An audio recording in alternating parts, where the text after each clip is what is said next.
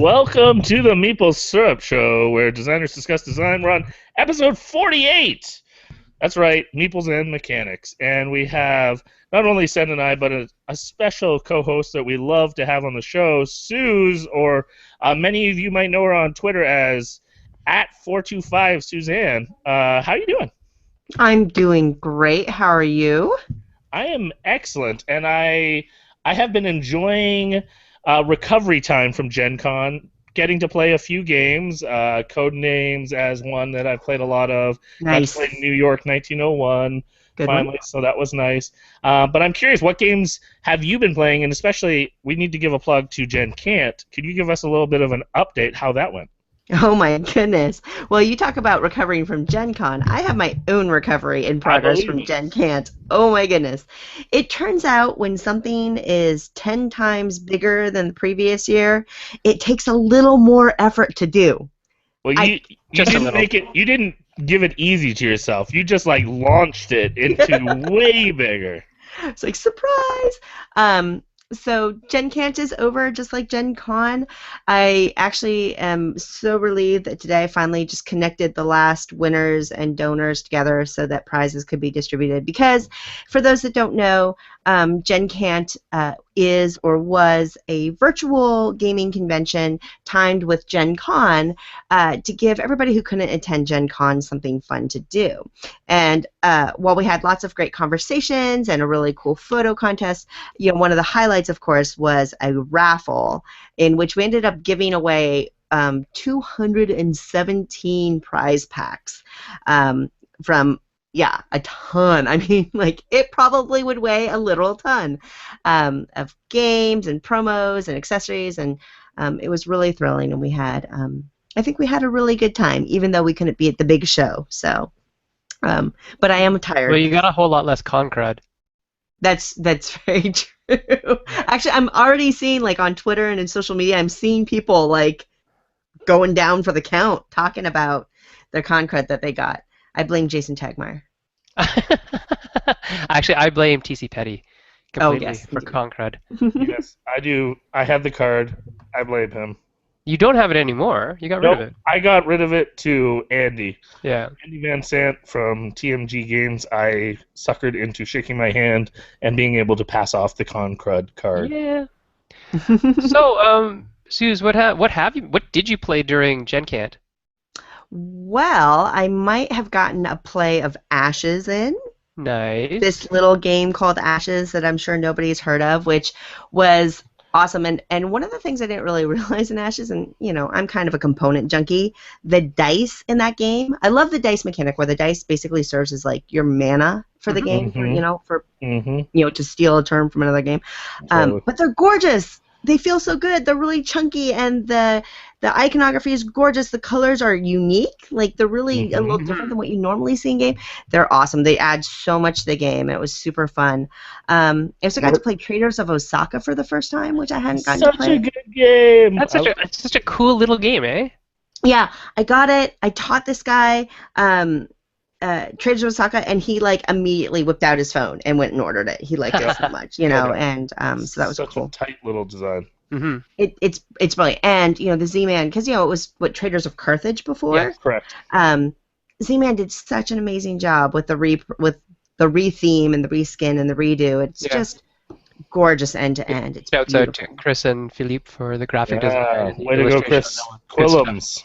Yeah. Major props to them. Yeah. And then the other thing I got to play, which I got to play Two Rooms and a Boom, like, endlessly. And I also got to play Spectre Ops, which was, I love those hidden movement games. So nice. Really cool. We'll definitely have to get Emerson on here sometime soon. I love Emerson, just chatting with him. He's so down to earth. Super nice. Smart guy. He's doing the app stuff for Plaid Hat right now. So yes. That'll be good when the crossroads stuff get up. Pardon me? What have you been up to? I've been locked up in a hotel for the last 3 days with Jay. For some reason, we don't even know why. No, we know why. He was here in Toronto doing a show, and so I went to his hotel, locked myself in there for 3 days, got all our games that needed. So we've had feedback from some publishers about the designs that we left with them over at Gen Con, and they said, okay, we like it, just do this, do this, do this, and so we did that and that and that over the last couple of days for a couple games, and then we started brainstorming some of the games that we're going to be working on with Jonathan, who's on the show today, and we also just played around with a bunch of new mechanics that we were playing around with that you might have seen me posting on my Twitter feed, just random things that happened.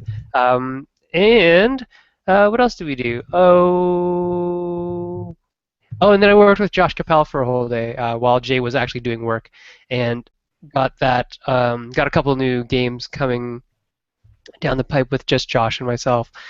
Kids games, because Josh and I both have children, and we like specific games to play with the boys. We both have 2 boys, and so we're working on a couple of things like that. So you'll see them in the future. I think you'll really like them. They're just pretty cool. Daryl, what about you? What have you been working on playing? Yeah, well, as I mentioned, I got to play a few games right after Gen Con, and then I was just actually thinking we should probably, man, time's flying by. We need to give a few shout-outs. One, a friend of ours that we got to hang out with Gen Con, I just want to congratulate. It didn't work out for him to come on because he's teaching a course right now, but Hack, I just want to wish him a congrats on his Pride, on Kickstarter, his Pride deck, that successfully funded. And then also we have a special guest on who, maybe this is a good time to bring him on, is Justin with Meepleshirts.com. And we found out about Meeple shirts through a mutual friend. Chris Chung pointed out there was this awesome shirt that looked very similar to our show. And so I threw Justin a line, and Justin actually sent me the very first, and so I'm very proud to show off the very first Meeple Syrup show. Meeple Syrup shirt. Woohoo! So came out awesome. That looks awesome. So we gotta talk to someone who has clearly great taste. If he's gonna make a Meeple Syrup shirt, yeah, man. then he has great taste. So Justin, tell us a little bit about Meeple shirts. You know, why did you decide to make a bunch of Meeple shirts? Good question. And by the way, I didn't know of the Meeple Syrup show before I did that design. So Just great minds think alike. Great minds. Yeah. When I first saw your message come through, I thought, oh man, I'm already gonna get myself in a lawsuit with some kind of logo or something. Cease and desist. And Cease and desist. Instead, we said, let's promote you. Yeah, so that made me happy. So thanks for doing that. But yeah, Meeple shirts. I'm kind of a new on the scene to gaming within the last few years. I had no idea that a lot of these awesome games existed, and so I've kind of been diving head in. I started when I first discovered them. Within the first couple months, I tried to venture and create an online store to sell board games. But anyways, long story short, I just love board games. I love all the mechanics. I love all the pieces to them. I love to open a new game and smell it. I'm kind of weird like that. And then, and so I also have a knack to try to do e-commerce and love trying to my hand at little businesses and things like that. And so, anyways, I tried to mix it all together and create something that I could be passionate about and enjoy.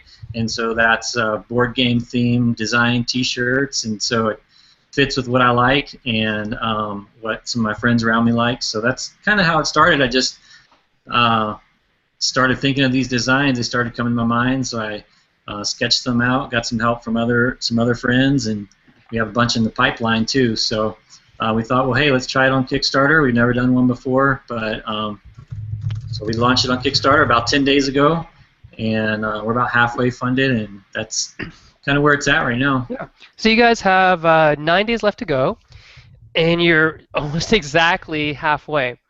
With 50 backers buying shirts. And tell us a little bit more about the shirts themselves. What other types of, how many different designs do you have, and what can they pick, and are there stretch goals? Right. Good. That's actually a really good question.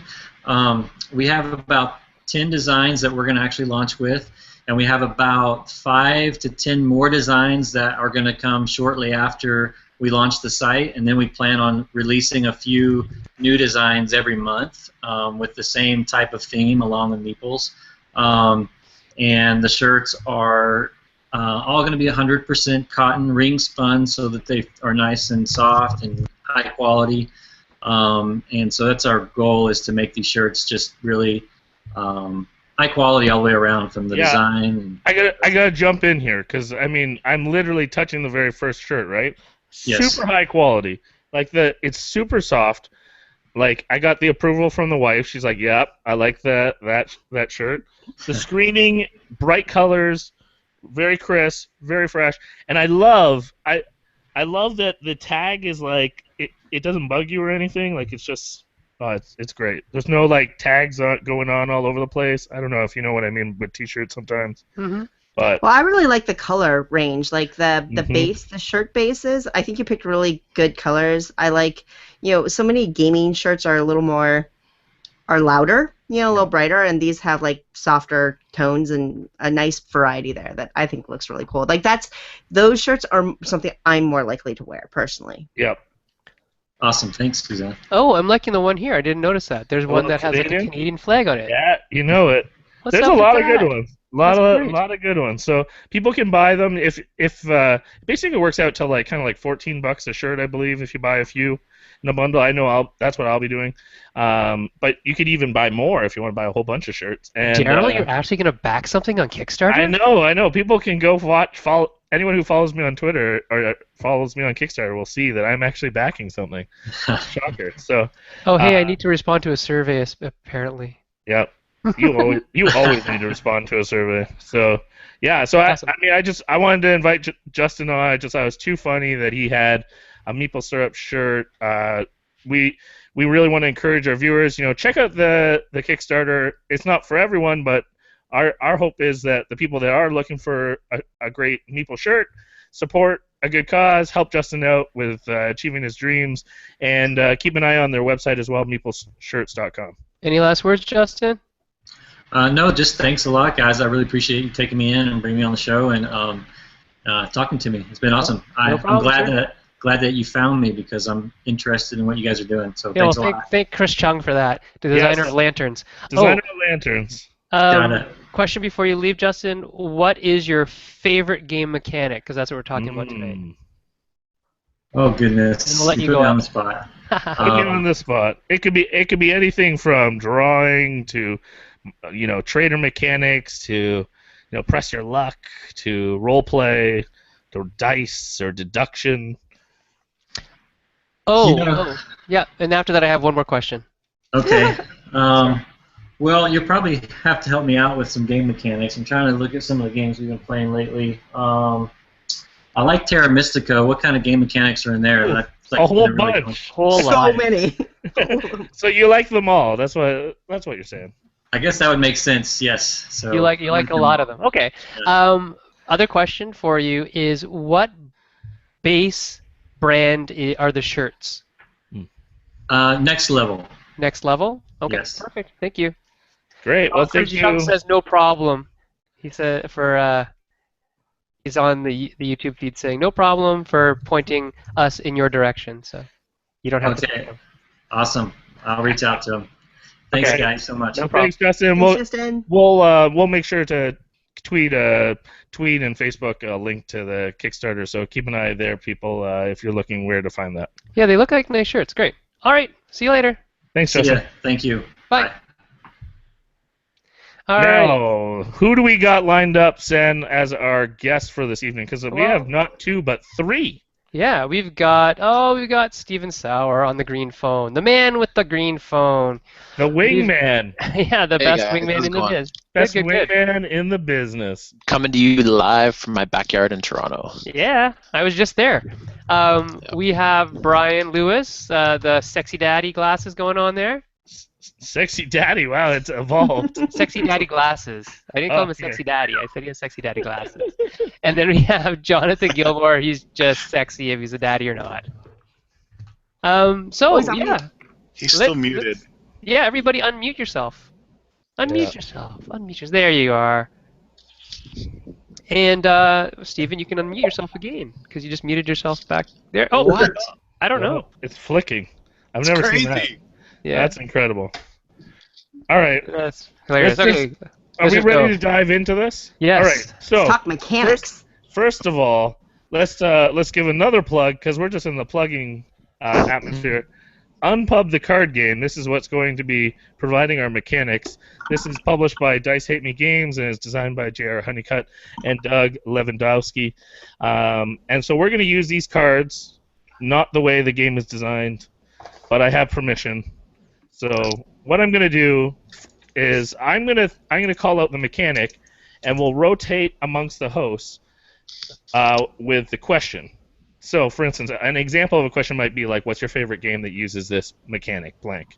Another one might be like, what's hard about designing a game with this mechanic, blank, etc. So, to give my co-hosts a second to think of some options, I'm going to do the first one, and then they will follow me. We'll point our question to a specific guest, so don't worry, but we might rotate the question around a little bit. So. Everyone understand kind of the structure for tonight? Sure. Sure. Yep. All right, cool. No, Stephen, we can still hear you. You Yeah. can hear me. Oh, okay. Now Yeah, I so can. don't worry about that mute signal. It's Right. very odd. It's just crazy. It's just you. Oh, okay. It's All backyard right. shenanigans. Backyard shenanigans. All right, I'm gonna use this because I don't know very many games that use this. So, starting off difficult, but starting off easy. Can you name a good game that uses card throwing as a mechanic? Monstrous. Sen, you're a Monstrous. host. Does Flowerfall You're a count? host. Yeah, Flowerfall. I love Powerful. that. There you go. Yeah. Nice, Maximum throwdown. Yeah, maximum throwdown. There you go. Another There you one. go. Okay. So that just warmed us up. All right. Now. Seth Jaffe has a game coming that he did. That has. Oh, yeah. Oh, I don't know this one. All right. What about Suze? Do you want to ask a question, and then I'll plug in the mechanic at the end? Okay.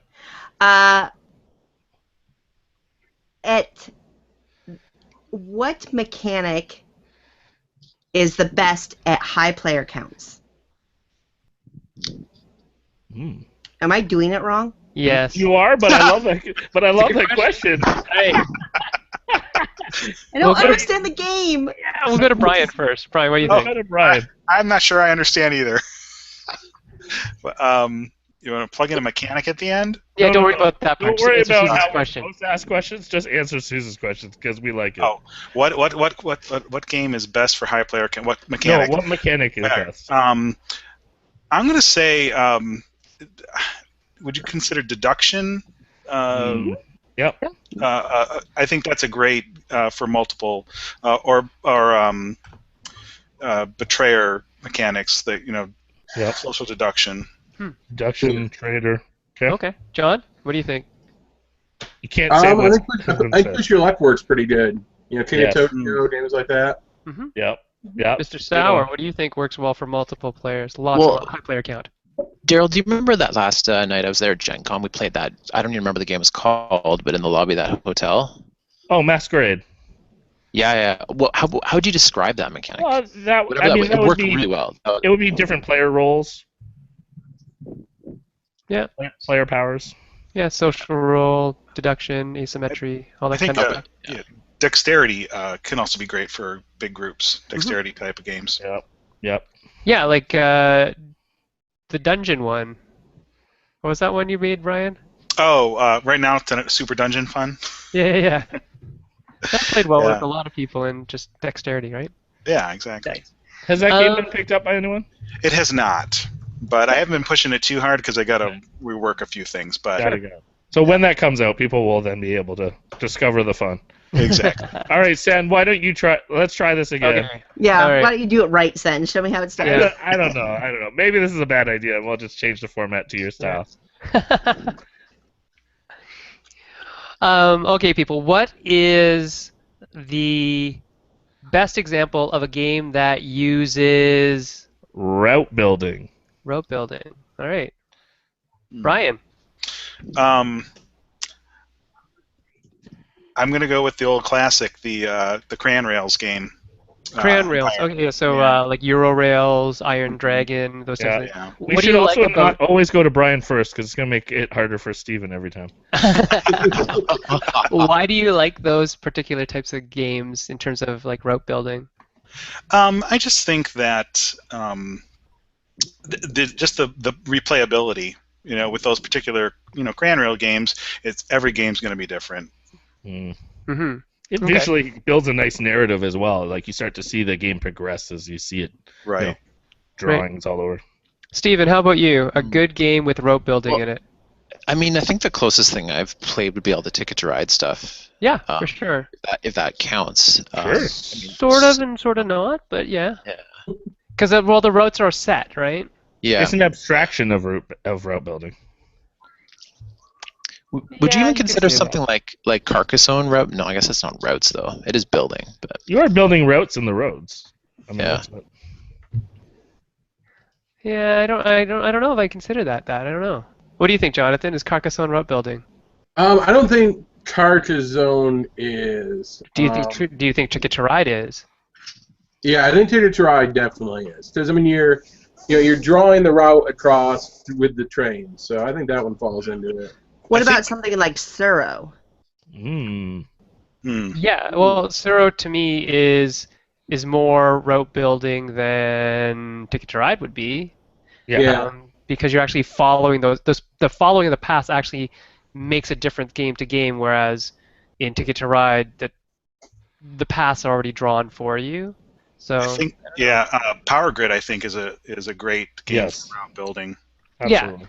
Yeah, that's definitely like Especially networking, network building, things like that. So, like Transamerica, to me is a really good, very small, pure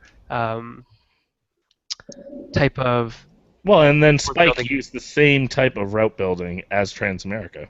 It did, combined with the set collection type of thing that they did in Ticket to Ride. And so Stephen Glenn kind of managed to do all those things and then add in the Eurorail style pick up and deliver of goods, which is missing from Transamerica and from Ticket to Ride.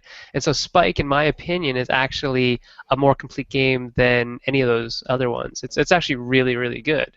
It's just not as well known, I guess, as Ticket to Ride, obviously. But if you want to play a good route building game, pick that one up. It's really quite fun. Next question, Okay. Daryl. Yep. Okay, this one is I'm going to surprise myself with the card. So I'm going to go to Steven. And what is the difficulty of designing a game with player elimination? Oh, good one. Well, I mean, obviously it's frowned upon. I mean, no one wants to be eliminated, especially if it's a long game. If it's short, totally works. But I don't know. I mean, it's not something I would ever consider working into one of my games. So, I don't know how I even try to design around that. That's a tough one. That's fair. What about you, Jonathan? One of my friends and I kind of approached the design directly from the aspect of like player elimination is awful. How do we make a game that works in it? We kind of looked at PC gaming and video gaming, and there's two different ways that when it's engaging. Like StarCraft, it's really engaging because it's fun to watch after you're eliminated, like just watching the rest of the match. Mm-hmm. And like Counter-Strike, they're really quick matches. They're 10 minutes long, so if you get eliminated, it's not a huge drawback. So I think if you kind of take those things into account, it can be designed around, but it's difficult to do well. Yep. Brian. I agree. It's just not something I like. I don't like being eliminated and being like, well, I just wasted 15, 20, 30 minutes and I don't even get to finish the game. So that's the challenge. At least let me finish the game. Exactly. I mean, if it's a real short 5-10 minute game, then you don't have really much invested. But Right. other than that, I don't like the mechanic. What games have done it well? Has anybody seen a game that has done it particularly in an interesting way when there is player elimination? How have they accounted for it? Suze, anything? Well, like true player elimination, like you're down and out of the game. I am not a game designer, so please educate me, gentlemen. But I mean, I think quick iterations is almost the best solution to that. But then there are games like Samurai Sword, Bang's Samurai Sword, and even the new game called Nevermore from right. Smirk and Dagger, Yes. Which where I always wanted to come from Nevermore. Yes. where they you're not, but it's not really elimination, but you are converted in a different. You know what I'm saying? Yeah. I hear you. I like the converted though. I think that's a good way to handle it. Like you can't win, but you can influence who should win. Yeah. So I mean, legendary alien encounter. If you die, you get to play the alien, right? It just didn't seem very rewarding to play the alien because you just kind of look at your hand and say, why wouldn't I play all of these? And so you kind of do. You know what I actually like is in Cryptozoic's Epic Spellfire Battle at Mount Spellfire. When you go out, when you die, every turn that you're dead, you get a power-up card, so that people won't leave you out of the game long because they don't want you to become too powerful in the next round. So I thought that was kind of neat. That's cool. I Yeah. also like Zombie Slam has a neat way of elimination, kind of. Oh yeah, Zombie Slam. If when it's it still comes the out- way that I remember it. Yeah, it's so far. I don't know until the app gets built. We'll see. But how it works is that when you get damaged enough that you become a zombie, then you actually become a zombie, and then your win conditions actually change, which is like, I don't know, taking it to a different level. So your game changes depending on what state you are. So you're never really eliminated. Your game just actually changes. So it's not true player elimination then. No, but I kind of think it's a new twist. Out in the Dark from the YouTube is talking about like soft player elimination, where you're not really out, but you're so far back you like have no way of catching up, or really you're really essentially out of the game. That totally mechanics. happens. Like in Risk Legacy, I have a group that I play Risk Legacy with, and that's the worst when you're eliminated because you can come back in, but there's just no chance at all. You know, once you've been eliminated, you can never really make it back. You're so far behind. Your economy is you only jump in, with like I think how many players you started with. I forget exactly what the rules is. As long as there's an empty territory still on the board, you can jump in. But yeah, frustrating. Hit us with a question. My turn? Yeah. Okay, let's see if I can do it right this time. How do you best balance a game with Auction and bidding. Oh, that's a perfect question. Yay! That is a great question with a great link because a lot of people will say auction mechanics are a weak designer's fallback. Deal with that, Jon Gilmour. Yeah, let's go to Gilmour. Let's put Gilmour on the hot seat. Well, one of the ways I try to deal with it in Vault Wars is perfect example. Perfect. is by obscuring some of the information and giving each player different information about the auction. There's 8 items in it, but everybody gets to see 2 items at random, and you could see the same thing as somebody else or different ones. I think there's plenty of games that have done auctions, masterfully. Modern Art, by Tunisia is the best. Yeah, it's the ultimate auction game. But I mean, I think there's lots of original things you can do with auctions. I'm really impressed with the really nice quick auction and stockpile. I know it's been done before in Homesteaders, and I don't know who else did it before that, but it just flows really well, and I think I like that implementation of it. Absolutely. I got to jump in here, actually. Talking about Vault Wars, pretty cool experience. I told John about this. So, but on Sunday, I got to hang out with Scott Nicholson. He's all moved in, and he's local, so got to hang out and play some games at his place. And one of the games we played was Vault Wars. So he gave lots of love and said he really enjoyed the game, and was even already brainstorming house rules while we were playing the things that he liked. Yeah, he's totally a house rule guy. So it was really fun to hang out and play games, and so I just had to give a shout out to John that you got Board Games with Scott approval. Excellent. Not official because the show doesn't exist anymore, but right. Stephen, what do you think about auctions and how you would use auctions in a better way? Oh, in a better way, it's tough. I mean, it's funny. The minute you got at auctions, my first go-to was Daryl Chow. And if any of you guys know, it's a game artisan of ours, and every game always seems to have auctions in it. But I don't know. I haven't played a lot of published auction games, so I'm not sure how to implement it in a better way, honestly. Brian, any answers? I don't know if there's a great answer, but I think one of the dangers of putting a auction mechanic in a game is it can really bring the game to a halt quickly. It can add a lot of time and with not great payback or payout, if you will. I think one of the one of my favorite probably auction games is For Sale. Yeah. Mhm. It's a classic and it's elegant and simple. I think people try and come up with some new type of way to auction that just makes the game longer. I think Yeah. Is One it- of. Yeah. Go ahead. Oh, I was just going to say, auctions definitely add time, and especially when you're assuming. I had a great conversation with Isaac Shalev at Gen Con, and we were talking about you're assuming players can assess and come up with the same right, yeah. values. So that's very difficult for everyone at the table to go, oh, yeah, I have a very quick way of assessing all this information and then saying this is worth blank.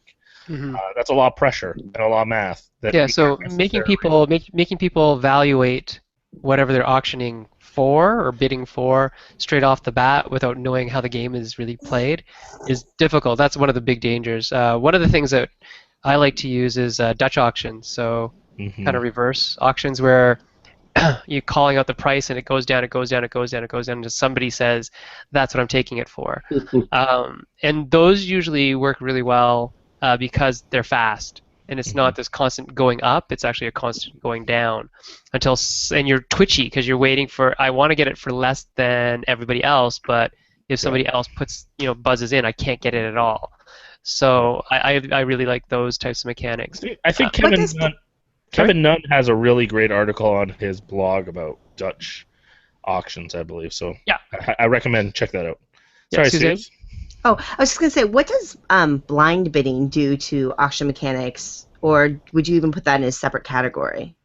No, I mean it is a type of auction, right? Blind bidding. If you like, coins and fist, and everybody on 3, 2, 1 reveal. That kind of auction you're talking about, Suze? Yeah, totally. Yep. Yeah, I mean that's pretty fast. The only thing that you're getting there is this, is that thing that Daryl was talking about, is that you have to be able to evaluate what it's worth, otherwise you can break your game really quickly. Like you can break your own game as a player. If you bid like $600 on something that you think is awesome, but really in the game doesn't do anything or not a lot, and everyone's saying, why'd you pay that much? But you did because you paid $600. So that's why sometimes auction games fall flat. But I think it's knowing the game, right? All right, Sen. Next question. Oh, okay. I forgot to think of a question. I've got one. Yeah, go ahead. Go for it. I don't want to take your turn, though. No. You can totally take my All turn. right. So, your favorite mechanic to combine with Drafting. Awesome. Can I start this one off? Sure. Go for it. So, Stephen. it's funny because I think that's kind of exactly the game I bought at Gen Con. I just got Patchwork, where you're not really drafting, but you're choosing the tile you want, and then wait a second. Sorry, what was your question, Suze? What is the What's your best? favorite Yeah, go ahead, Suze. mechanic to combine with drafting? It sounds like. Oh, well then the tiling sort of puzzling aspect of the sort of spatial play of pieces. I love that about Patchwork, and fantastic game. Yeah. Such a great game. It's one of my top games right now. Oh yeah. John, what do you think? Man, to combine with drafting, man,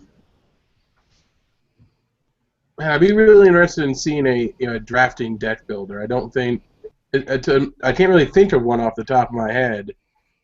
Will you draft into a deck building situation? Yeah. Ooh. Sounds lovely. I mean, there's lots of drafting into like a card game. Yeah, like Tableau or. Yeah, or drafting into like drafting into like Epic, drafting it from a cube type. Right, draft and then playing out the situation. deck. Yeah, but how the decks play out most of the time is just your standard sort of CCG type of 2-player or four-player, whatever. Or action Combative game. selection. It can be action selection, like kind of Seven Wonders is kind of drafting meets action selection. You know, I guess to address the question, probably my favorite is when it's combined with an auction. So an auction to give precedence in drafting. I really like. Cities does it. That's cool. There's a ton of games that do it. Fault Wars does it. Yeah. Yeah. Yeah. Brian. Gosh, I don't know if I have a game off the top of my head, but one thing I can't think if this has been done. Has there been a game where you draft, like a worker placement, where you draft your actions that you can use for your workers? Let's make it, Brian. Yeah, that sounds All like a right. good game. That like a sounds good game. intriguing. Yeah.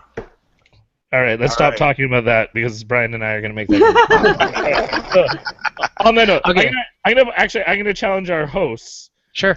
I got a host challenge, but I have picked the 3 mechanics that I think our 3 guests will pick as their favorite mechanic. So just as I was going through, I was like, oh yeah.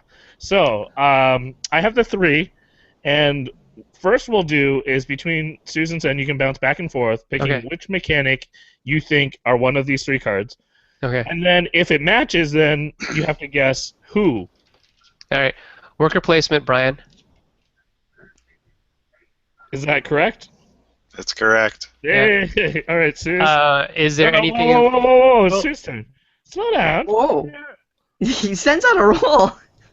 I'm so bad at this. He did take the easiest one.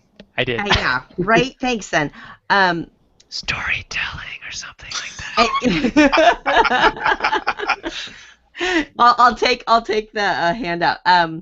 But wait, is it Stephen or John? That's it. You gotta choose. Should be obvious. All right, storytelling, John. Is that right? Yes. Bam! Yay, Sen. All right. All that. right. Okay, you can do this one yourself. Come on, Sus, take a guess. What do you think it is? I'm thinking of the 2 games I know that he designed, and I'm least confident about this one, but I feel like I should be of all people to know. So. No joke. Jeez Louise. Rhyminy. And I hope I get this right for myself. Yes. Tile Lane. Tile Lane? That's a good Good one. choice. But that is not what I picked. Oh. So basically, Daryl, you actually lost that. Yeah, so I lost out. No, when I say this, I think I'm right. Stephen, would it be bluffing and lying? Oh. He does like bluffing and lying a lot. Kind of But working you on know, that right you now. know what? Yeah. Most of his designs have bluffing and lying in them. Like his solo designs, they do. Yeah. It's funny how But you do like tiles a lot too.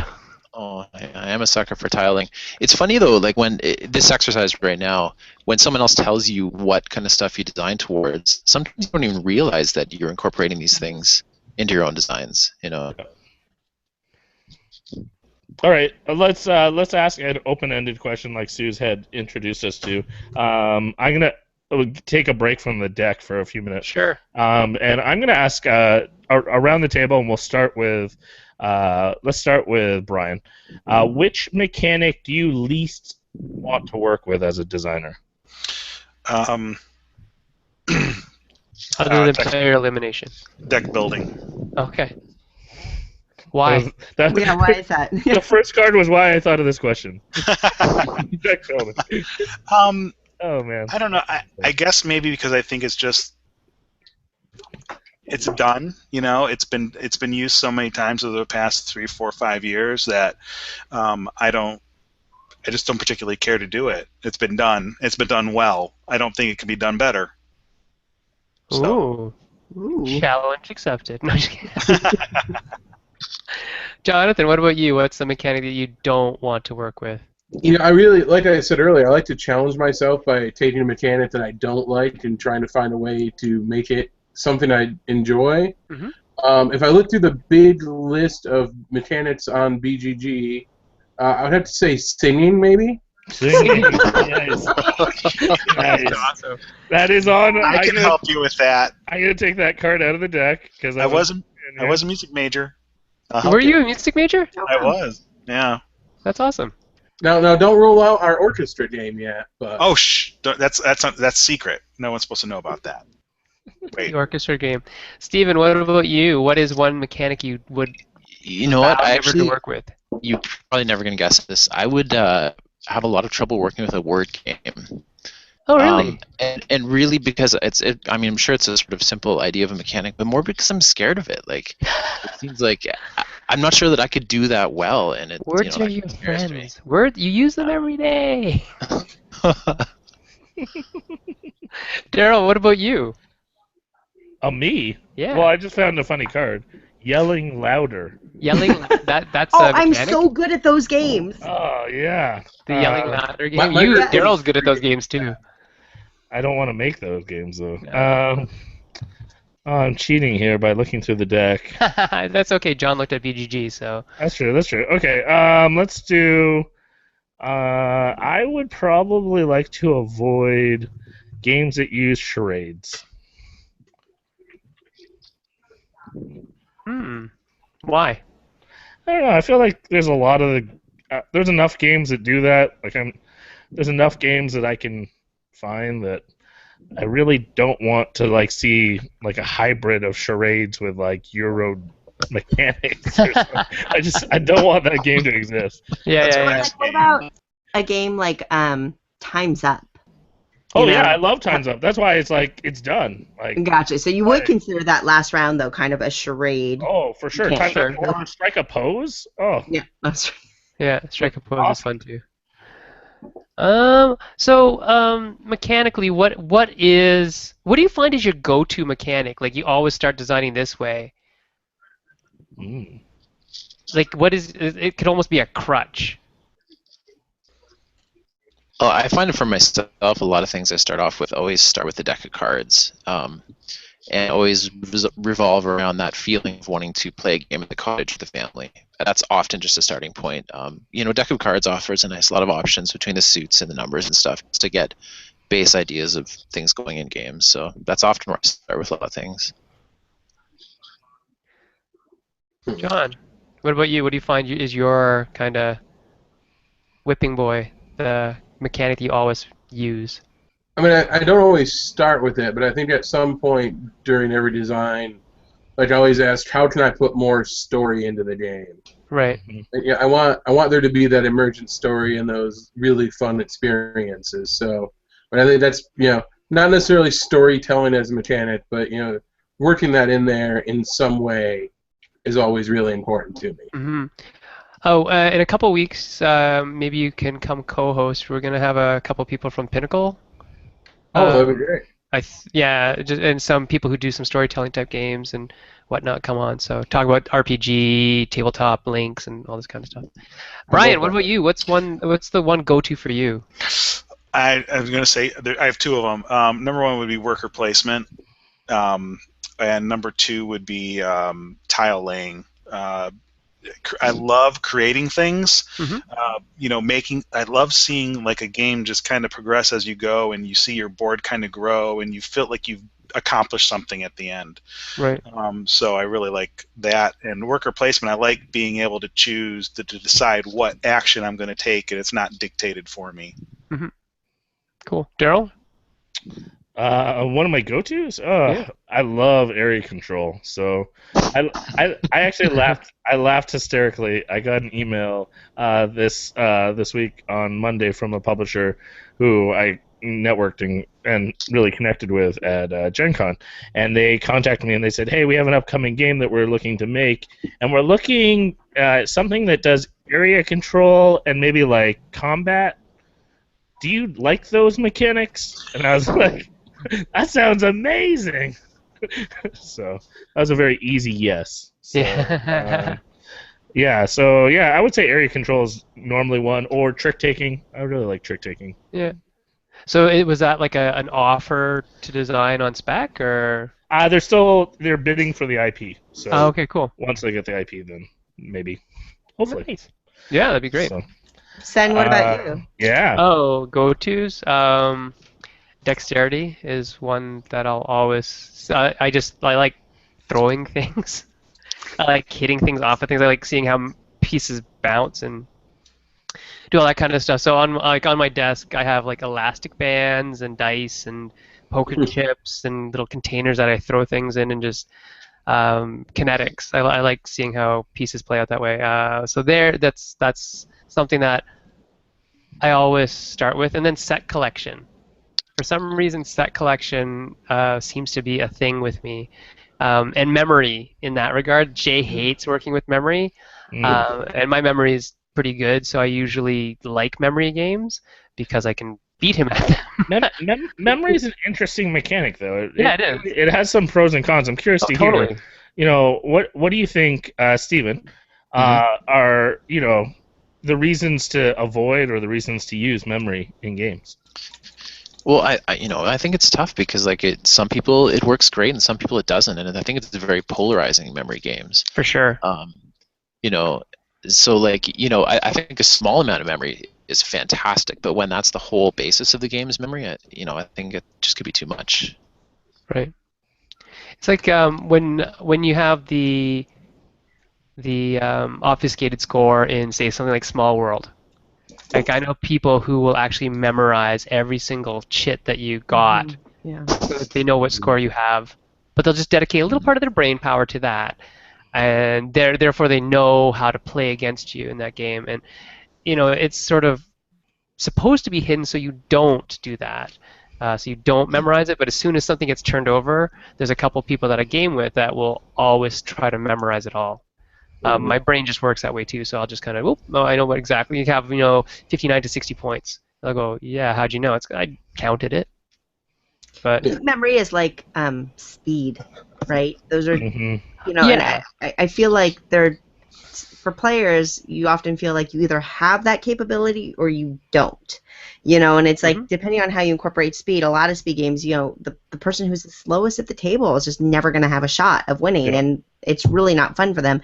And memory is one of those things too. If you don't have a good short-term memory, you're kind of hosed, and how you try to incorporate memory into a game so that's fun for those people as well, I can only imagine would be super challenging. Speed memory. I remember playing a party game called Remember When. I don't know if it's necessarily a memory game or if it's trivia, but it had a question, and then you had to guess a range of years. You had like 7 different things. You could guess a 7-year span, 6-year span, 5-year span, and it was what year did the Berlin Wall fall? And you had to guess, and you had to get rid of all your guesses to win the game. So I think that's an example of a memory style game that works because it's not in the moment memory. Mm-hmm. Yeah, it's funny because those entire two polar things, memory versus speed, is Jay and I. I'm pretty fast, but Jay's a lot faster. Super fast. And then my memory is better than Jay's. So when we design, it's sort of fun. It's interesting because we tend to go for the speed one before we go for the memory one, because more people will have more fun doing speed things even if they fail. You'll have fun failing at a speed game usually. Like, you'll make a big noise, a big tower will fall, you'll miss things, but if you can't memorize things, you feel stupid. Mm-hmm. You feel like you're not clever, and that's sort of one of the things that people want to play games. Like, I kind of say this a lot, that people like to play games to feel clever, or some people do. Yep. And memory is one of the things that if you've got it, you feel very clever. If you don't, you feel really unclever. The other thing is, I think when you rely on memory, then you can't have a lot of the social aspects of gaming that a lot of people are into. If you're serious about gaming and you're seriously in it to win it, then maybe, you'll spend the brain power to memorize these things. But if you just want to play a game and socialize over it, having memory as a mechanic really takes away from that social element, because you have to remember so many things. You can't be just kind of, shooting the shit. All right, next. Oh, sorry. Oh, sorry. Go ahead, Suze. I was just going to say, it's interesting that memory and speed are both two mechanics that you often see in children's games. Mm-hmm. Yeah, it's funny, eh? For the counterpoint of all the reasons you just said. Because they have to develop it some way, right? Yeah. So what were you saying, Daryl? Sorry. Oh, no, that's okay. I'm just noticing our time's disappearing, and we're only through half of this deck, so I'm going to do a speed. Like, every time I heard a mechanic referenced, I pulled it out of the deck. Okay, let's go.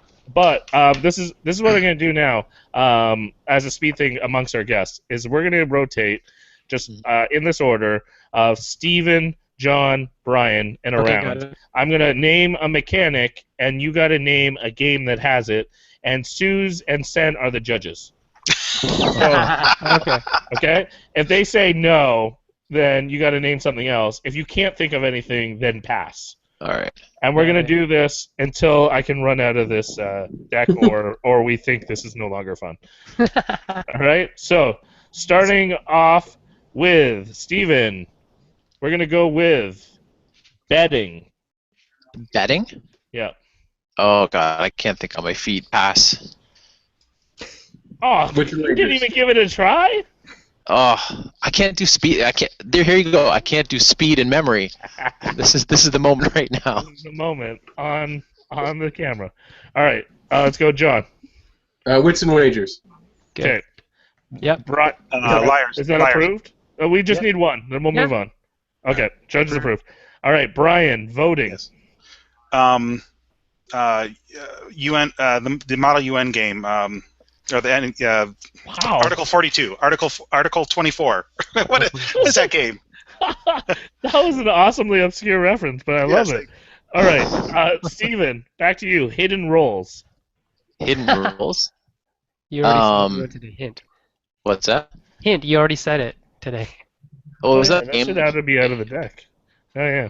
We already talked about that. It's out of the deck. Okay. All right. Masquerade. You got one. John. John, variable player powers. Variable player, Cosmic Encounter. Nice. Oh. Yeah. Okay. That's it. Brian, engine building. Ooh. Agricola. Nice. Yeah. Yeah. Why would you mean me? I'm just bugging you. Go. Steven, what about 4X games? So games where you have to explore and exterminate and excavate and civilization games. I'm getting. It's sort of breaking up for me. Nice try. 4X Did you games. say So like, Civilization? yeah, civilization games. Race for the Galaxy? No, I haven't even played that. I'm just guessing here. Not really. Yeah, not 4X. Not 4X. Are you going to John for the 4X game? Oh, Through the Ages. Yep. Yeah. Again, I don't know. It's close. It's close enough. Explore, exterminate, exploit, and expand. Yeah. Yeah. You do it. You just don't. It's just not as. There's like a visceral. clip. It's not visual. Eclipse or something. Or... Yeah. Yeah, Eclipse. Yeah. Sure. All right, Okay. Brian. Yes. Brian, simultaneous actions. Oh, that auction game. So bad with names. When we throw all the cubes in the cups at the same time. Going, gone. Yes. Nice. I got this one for you, Steven. I think you got this one. Lupin Louis. No. No, not for this, but that's funny. Modular board. Modular board. Carcassonne. There you go. Yeah. I thought you'd say Catan, but all right. John, secret deployment. Secret deployment. Dos de Mayo. Oh yeah. I haven't played that. I don't know that game. It's a two-player asymmetric hidden movement, hidden deployment war game. He just said another word, I would asymmetric. have said Wars of the Roses. Oh. Yep, Wars of the Roses. Stratego. Battle lore. Who's the question on now? Who Brian. answered? Brian. All right, Brian, role playing. Pass. What about like Love Letter? Would that work for role playing? No. No. Fiasco. Yeah. Yeah, fiasco. All right, Brian, trading.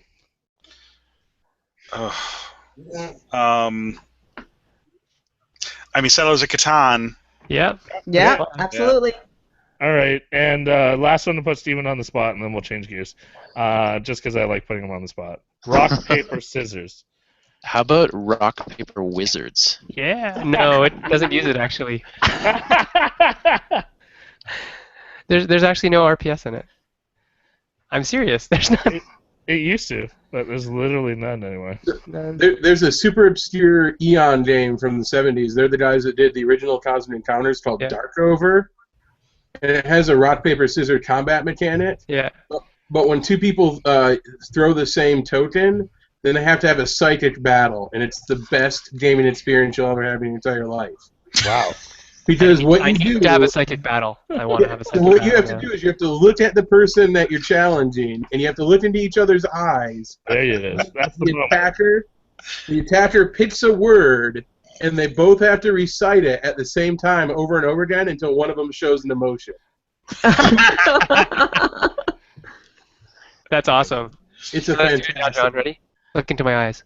Look into his eyes. All right, you're the attacker, so you pick the word. Okay. Onomatopoeia. Ready? Onomatopoeia. All right, so we have to say it at the same time, over and over again. Ready? Onomatopoeia, onomatopoeia, onomatopoeia, onomatopoeia, onomatopoeia, onomatopoeia. Yeah, I gotcha. I hope a guest, like a viewer, came in at that moment. That's what I want. Yes. That is Asian Zen-like brain power for the win right there. I just went into my zone. He went into I his went zone. full on Asian for that one. All right. We only have 11 cards to go. Let's change it up. I'm gonna switch it up. I'm gonna put everyone in the hot seat, but in an easy hot seat. I'm gonna name a mechanic. A mildly warm seat. Yeah, a mildly warm seat, and it's gonna go through everyone. So Suze is gonna be first, and we'll go Suze, Stephen, Sen, John, Brian. I'm gonna name a mechanic, and you name a theme you wish a game used that mechanic.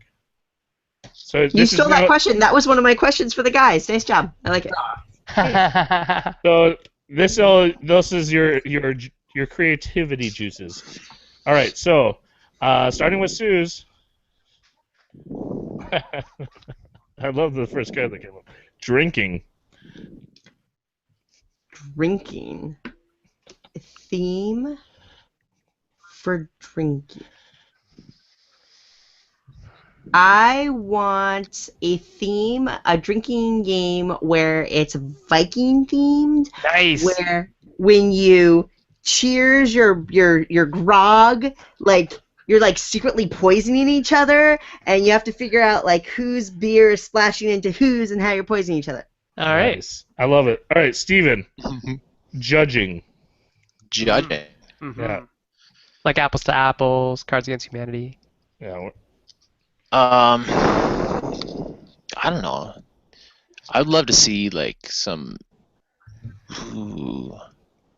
totally opposite to that. Like, So what are you judging? Come up with a new twist theme using a judging. new twist on judging. Come back to me on that. Pass for it. Okay. Yeah, let Yeah. me think. Sen acting. Acting?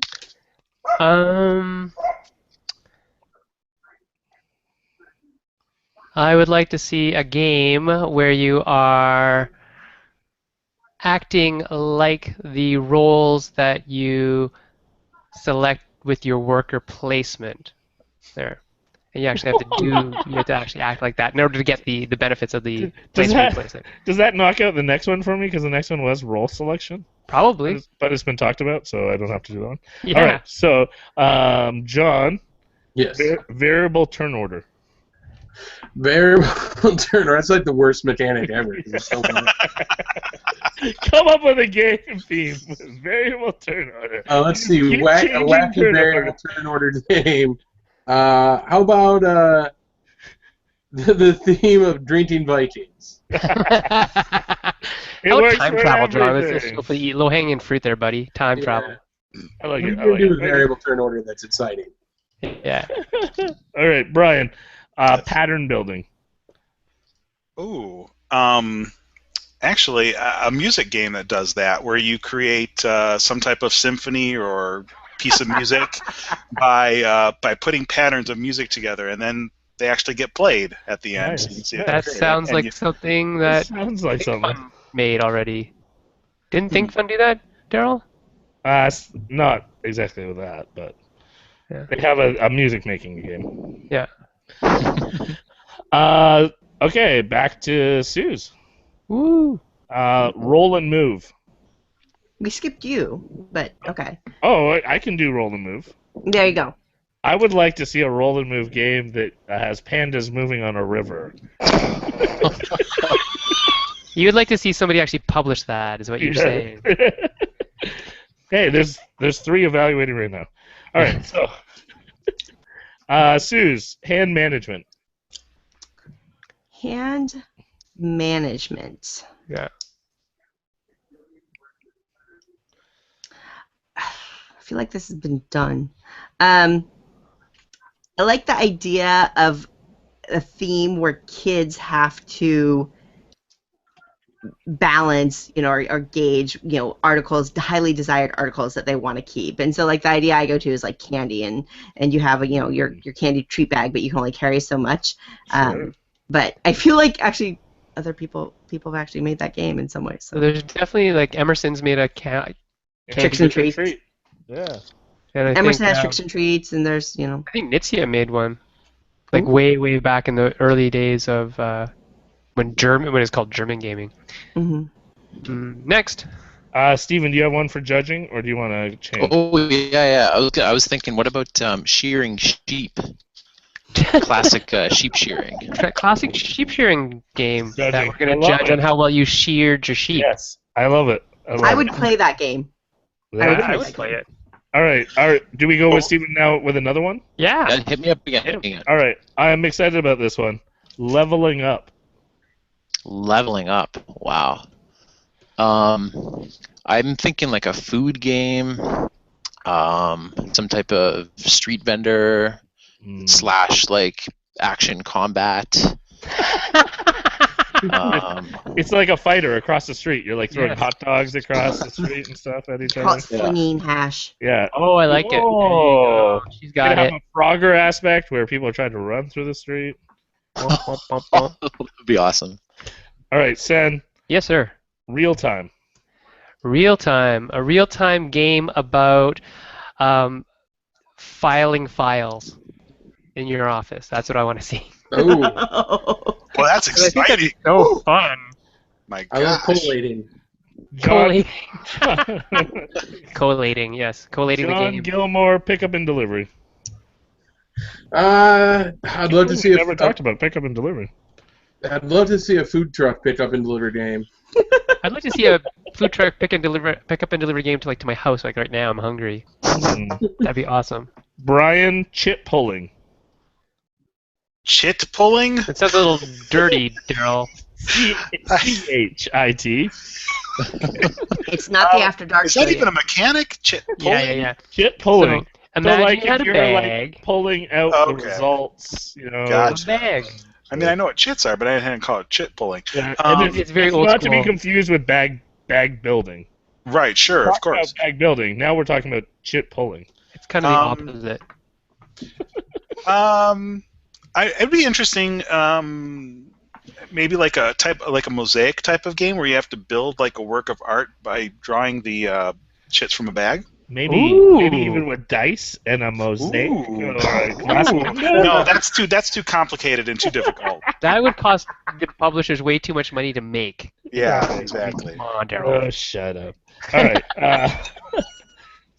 That's a touchy subject. So for me, I have one of the worst of the whole deck. Obviously, we've gotten down to the last 3. I have balancing. Oh. And I would love to see a game that balances different animal weights. I don't know. Okay. We're all kind of giving you the eye here. All right. Suze. No, how about we go back to John? I think John's been gaming the Actually, system. let's give John the last 2. Okay. Oh wow! I cannot believe we didn't. One of these is really obscure, and one of these is incredibly popular. Does anyone have a guess on what one of these are? Extremely obscure versus extremely popular, and what's already been said in the deck. Action point, action points, or spending No. action. No. Not in here. Take that. No. Push your luck. No, we talked about it. Oh, we did already? Oh, I didn't know we Yep, talked we about did. it on a card. I remember we. Yeah. Deduction? Wow. So the popular one Yes. We're all gonna not be really surprised we never talked about this. Cooperative play. Oh, yeah, sure. Hmm. So, So John? let's see, what co-op theme would I like? Yeah. Hasn't been done. Needs to be done. Needs to be done. I would love to see a. There's so many that have been done. I got nothing. All right. I got one. Reverse pandemic, where you have. I had this idea the other day actually, where you have to find what caused the outbreak. Oh, like deduction. Yeah. Patient Zero. Like, yeah. Patient Zero. Find out where the outbreak started. Right. Oh, nice. Interesting. And what's this? The really obscure one, Daryl? And the really obscure. We'll give this one to Stephen. Great. Actually, I think he'll come up with an amazing one. I am semi kind of working on one of these right now. A do-it-yourself metagame. Wow. I don't know. Why don't we set that game inside a dishwasher? Why don't we? Why don't we just do that? Do it yourself. So this is like a solo game? No. So the idea is just kind of like a huge adventure scenario. So like metagames, like I remember watching an episode of Shut Up and Sit Down where they participated in a meta. Mhm. In like a meta game where it was like a massive game experience. Yeah, where that's what everything meta was is. meta. Mega game. Mega Oh. game. Meta is like pretense from ten. Then I'm confusing the term. Well, say that. Say what? What did the card say again? The card said meta. Oh, I'm thinking mega. yes. Yeah, pretense would be an example. Yeah. Like any game where you go away from the table and still do stuff for the game and then come back and play the game Got it. has some meta to it, right? Yeah, that's true. What Kind of- about is like Space Cadets 2 on? I think it's more like if you convince someone to go get you like a drink, and that was like your mission from the table. That's And, like- kind of funny because that's what we're talking about for some of the things. What was the one I saw at Gen Con this year? The Happy Couples game or something like that? Oh, I never saw that. Oh, didn't see it. Yeah, it's like some kind of one where you play it with your spouse and like you each get a mission that you have to try to achieve during the week. Right. Right.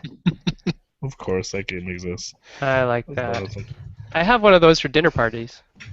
Yeah, didn't there you make go. it, but yeah.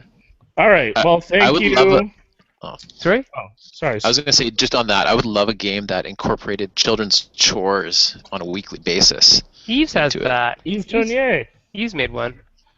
There you go. He kind of gamified chores. Really? Yeah. You're like, I could Every use that. parent's like,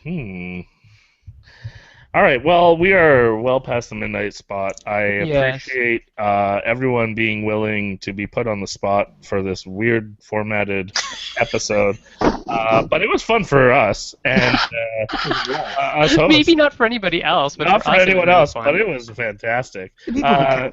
So, chalk one up for us. I hope others enjoyed watching. If I don't know if we're gonna have an after show, so if an after show pops up, awesome. If not, surprise. I only have one of our two guests confirmed for next week, so I'm not gonna bother mentioning them because, well, we'll make it a surprise. But in 2 weeks we'll have, as Sen mentioned, Pinnacle, and we're in conversations with other people for guests for week 3 and 4. We're still hearing back. So, and then it's going to be our 1-year anniversary, which we just realized before the show we have to come up with something big. So we'll hopefully have all that planned by next week, and then we can lead up to all that excitement. But I just want to say thank you to all of our guests and to Suze, our special third host. Thank you for being on the show. Thank you for your support. And I just want to encourage our viewers, keep making great games, keep interacting with us. I want to say thank you to even, we've been getting some really great questions coming out after episodes. So we've been dialoguing with you online with that, but we're also trying to incorporate some of your questions into our future guests. So some of the people we're trying to book are in response to some of your great questions. So keep them coming. They are influencing. how we do things. So with that and the dog barking behind Steven, we got to go. Keep making great games. We'll talk to you later. Bye.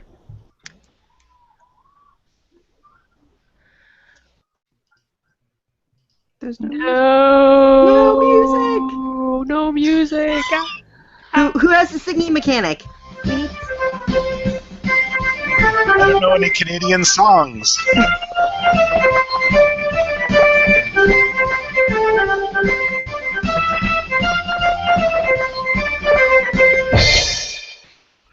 Woo! And go support the Meepleshirt.com.